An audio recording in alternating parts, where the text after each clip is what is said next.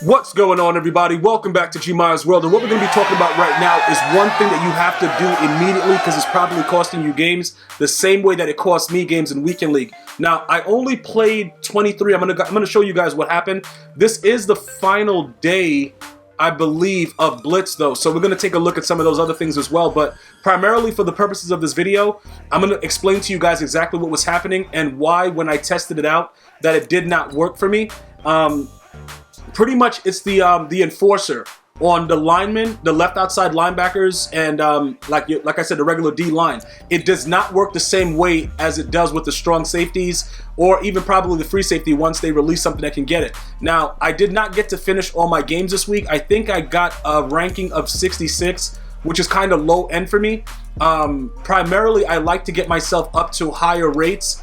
When I'm doing, when I play Weekend League, I try to get everything in, but this weekend was very, very busy, so I didn't have a chance to finish it up. But the two losses that I took were, it was particular to something that was missing with the way that I have my D line formatted and my outside linebackers with the way that I position players. It's very, very critical to know exactly where your players are and what they're doing defensively, because I'm going to give you guys a quick pop quiz. What is this game's meta? What's the meta of this game? What does everybody do, including me right now? I'm going to give you a second to answer. Everybody should have put run the ball. It doesn't matter if you just got the game. I don't care when you got it. From the beginning of the year, you just got it now for Black Friday. If you're watching this video after Christmas, get yourself good running backs and run the ball as much as you possibly can. That's what this game is. That's what's going to get you more success, and that's what I want for every one of my viewers that are watching this video right now. So pretty much what happened was this. I removed the abilities that I originally had on my players when I first got them, but I'm also going to be taking off the ability of Alan Page with his NFL 100. I'm going to explain to you guys why I'm doing that. Now, with the Unstoppable Force 100 with Lawrence Taylor, he starts off enraged like a psychopath, right? Okay. Let's go to his abilities. I'm going to explain to you guys what's going on, the differences with the Superstar X Factor and everything that's happening, and why it's, it's going to be very, very difficult for you guys to, for you to not put this on him is kind of not doing you justice, but at the same time, it makes it almost impossible for you to then get your Superstar X Factor activated again in the same game. So what I'm going to suggest is, most people that you play are going to come out and they're going to run the ball the first play. They're going to run the ball a couple times. You're going to lose this ability immediately, and then you're not going to be able to get it back because it requires like 5 sacks after you get it. All right, so this is very, very interesting to me because you have a better chance of just doing it the way I was doing it before by using Indoor Baller, which like lessens the amount of the requirement, and just going with one of the natural ones to get it more than once. Because it's very, very, it's kind of ridiculous that you're not able to do anything with it. You know what I'm saying? Afterwards. But again, for him, I'm going to leave him this way because he plays well no matter what. So he's the exception. The Alan Page, which we're going to get to right now, the reasoning behind why I'm taking off his abilities and then going to give it to somebody else is going to be entirely different.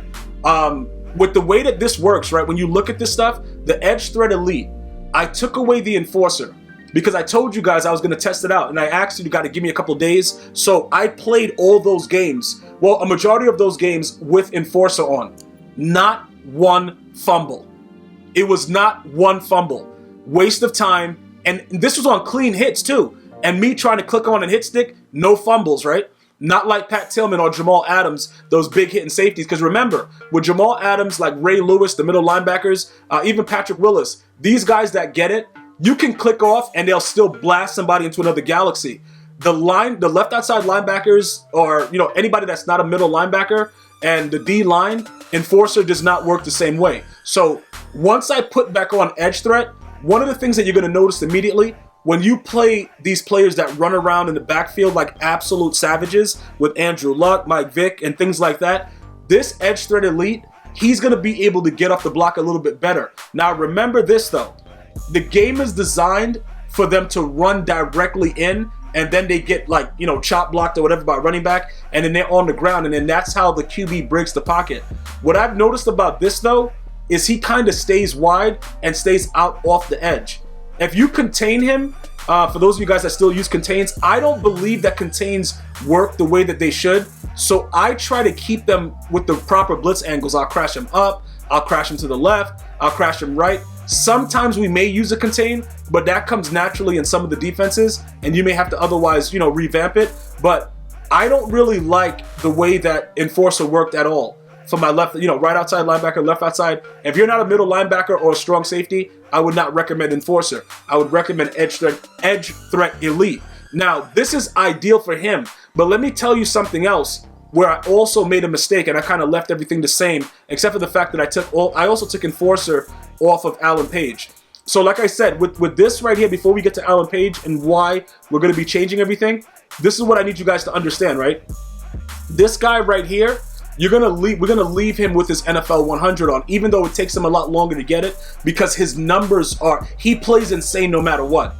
All right, these are his numbers right here. He plays insane no matter what. So if you have LT powered up to the full capacity of the flux capacitor, 91 block shed, 94 power moves, 93 finesse moves, he's eating no matter what. If he's highlighted, if he's not. The reason that I'm not going to take it off of him and pretty much make it so that it's, we're not utilizing the full NFL 100 is because I just think that if somebody goes to his side for the first play of the game, that it's a chance that he might put some work in. So I'm just gonna keep that out there just in case, he may do it. Why not just have it on him?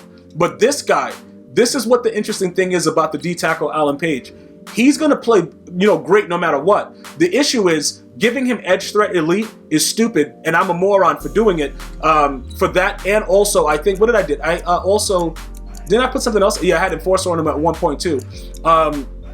It doesn't make any sense because of his position, and it never highlights no matter where you put him, and it just doesn't make any sense. So what we're gonna be doing is we're gonna take it off of him. We're gonna take these abilities off of him because it doesn't make it. No, why did I just equip it after I just took it off? Like, why would I then equip it, EA? Oh, you want to charge me an extra 25 cents? All right, whatever. You know what I'm saying? Do what you got to do. Where you gonna spend the money? In sins? Like, bro, like, why you just give me my yo?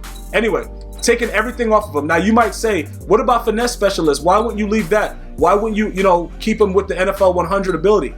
It does not make sense. So what does that mean for us? It doesn't make sense, so we need to stop doing it now.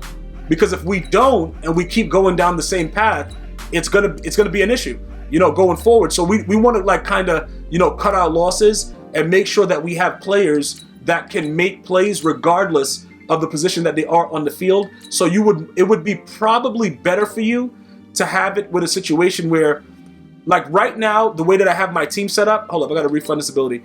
The way that I have my team set up, it's going to be either, Julius Peppers on the outside, or it's going to be Jadeveon Clowney. Now, some of you guys were wondering why I did not get rid of Jadeveon Clowney. That is because I play him opposite of Lawrence Taylor, and he still have, bro, this guy's numbers are insane. Now, he's 1 speed point faster than, than Julius Peppers. So what I was thinking is this. The only thing that makes it kind of crazy for me is that if I were to do this, just hear me out, right? When I run my nickel defense, if I have him on the outside, he lacks the finesse move, right? But he has very, very good power move, and he has decent block shed. Julius Peppers, he has that finesse move, which is very, very glitchy. So I would much rather have him on the outside. The issue is when I run my double A gap, I can't use Jadeveon Clowney at all.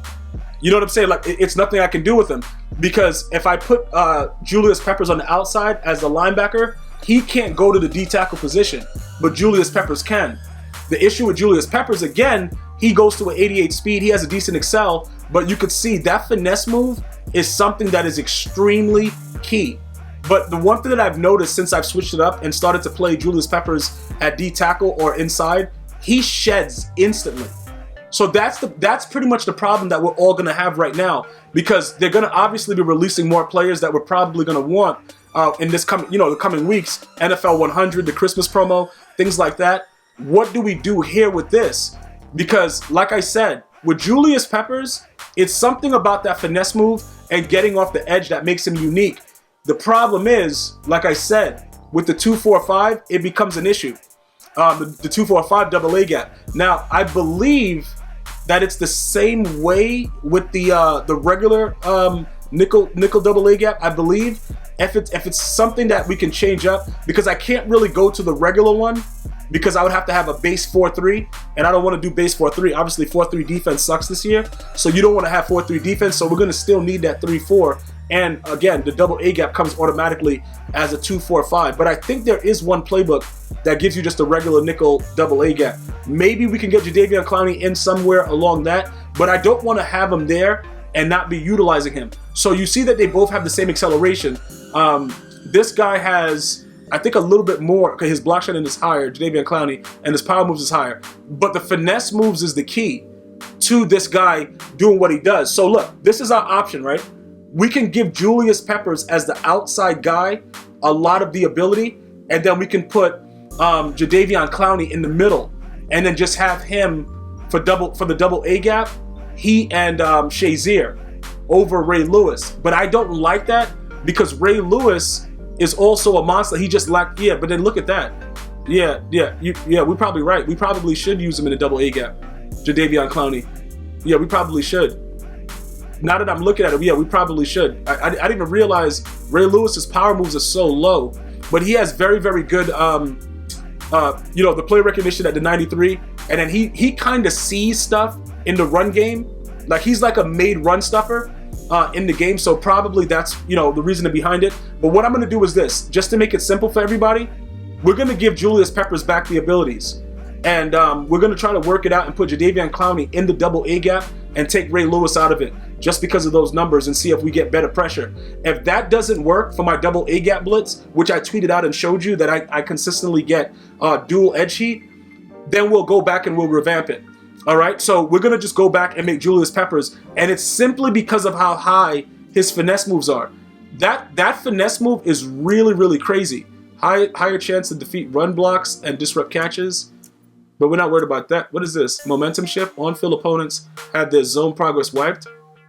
That might be kind of good. But if that's all he gets, that's kind of whack. Block shedding is more effective versus run plays. It looks like we might have to give him Fearmonger, because like the momentum shift thing, I don't know if that's worth it until like Randy Moss comes out with Moss or something, and while stuff starts happening, we would want to use that. Other than that, I don't really care. Reinforcement, I gotta go with Fearmonger. Fearmonger pretty much, it worked for me the whole time. I don't want to go away from that, so I'll leave that. He gets edge threat and he gets finesse specialist, I believe. Yeah, so, and then we're gonna give him Homer also. Okay, so he gets edge threat right here. Am I gonna have enough for all this stuff? I don't know, because you already see where my bank account is set up. $12.50 for this. All right, and then we're gonna give him Homer, so that he's already ready to go. Well, not Homer, but indoor baller. Because Reach Elite, look, oh, he gets finesse specialist as a tier 1 ability too. So what was there something else special out here? I don't think he had anything else special. All these other ones are pretty garbage. The out of my way, all that stuff, that's really not that good. So I guess we'll leave it the way that it is. And then, like I said, the thing about the indoor baller is that you want to make sure that, most people are going to play inside indoor stadiums, and it just benefits you if you have it on. I've had great success with it. I think also what I'm going to do, because I do that with LT, as far as I start him off with that, the NFL 100 trait, that I'm going to give him, I'm going to take off Reach Elite, and I'm going to give him the indoor baller as well, so that when he does lose it, he can get it back rather quickly. I think I should do that for my running backs as well, because that's going to be the only way to pretty much counteract it, because it takes forever for them to get back, to where they were. This is something that could benefit you if that happens, for the most part, in a game that you probably need it.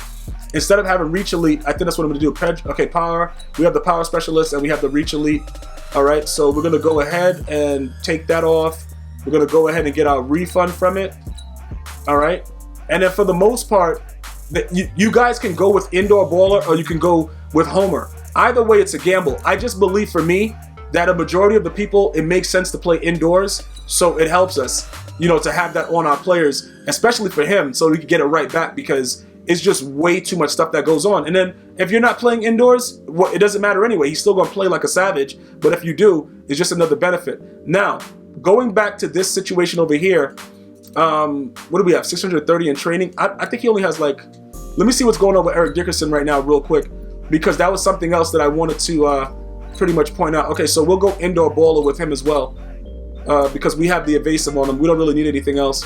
And then for Barry Sanders, I think we had everything separated for him to where it was like he had the jukebox and then he had something else. And then, like, to be honest with you guys, this inside zone guru stuff, the outside, inside, none of it works. So I wouldn't really, it's a joke, bruh. It's an absolute joke. So this right here, he has spin cycle, he has jukebox. I guess he can, for the most part, we'll just put indoor baller on him too.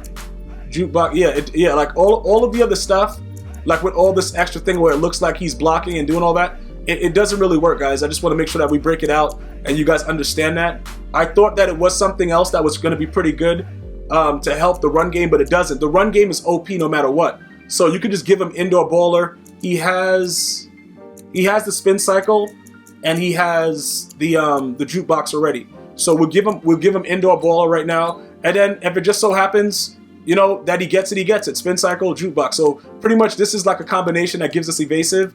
We could just get evasive as one, but I don't want to go ahead and you know, start playing around and losing, you know, 10% by just getting back 90. So we'll leave it like that for now. But that's just a way to counteract once you lose it if you happen to be playing inside of a home stadium. But you're going to want to make sure that you take Enforcer off of Lawrence Taylor, off of Alan Page, off of any D lineman.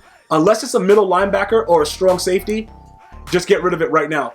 Don't even worry about it, guys. Just get rid of it and move forward. I guarantee you will see a huge difference in the way your players play at those positions without the Enforcer and giving them, you know, the reach, you know, what is it? The reach, whatever, not the reach elite, the edge threat or whatever that is. Edge threat elite or whatever they're calling it. I don't even know what it's called now. Hold on, let me go over there just to make sure I say the right thing before you guys like, yo, bro, that's not what it was, yo. What is it? Edge something? Edge threat? What is it?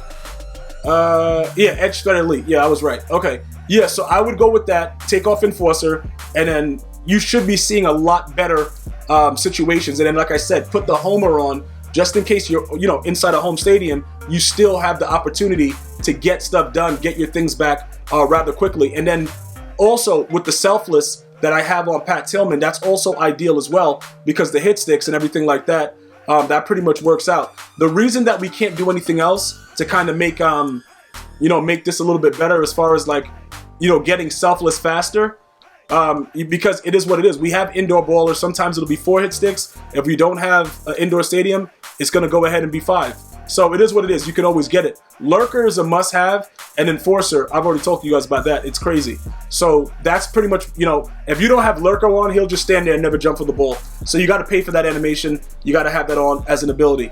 And if you do all those things, you should be up to par with what's going on currently right now. So let me know if you've already changed it.